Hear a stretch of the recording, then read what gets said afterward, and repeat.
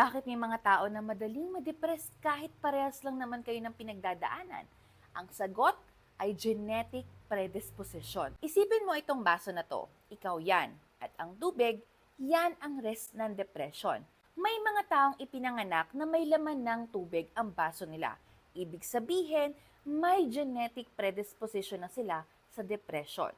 Maaaring dahil sa lahi nila, brain chemistry, o hindi naman ay childhood trauma. Samantalang ito naman, wala pang laman. Ibig sabihin, wala pa siyang genetic predisposition. Ngayon, dumaan kayong dalawa sa parehong hirap, breakup, financial problems, o hindi naman kaya ay rejection. Parehas kayong nabuhusan ng stress, pero tingnan mo, sino ang mas madaling mapuno agad ang baso? Siyempre, yung taong may genetic predisposition.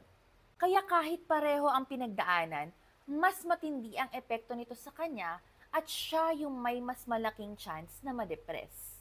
Pero hindi ibig sabihin na kung may genetic predisposition ka, wala ka ng laban ha. May paraan para hindi umapaw ang baso mo.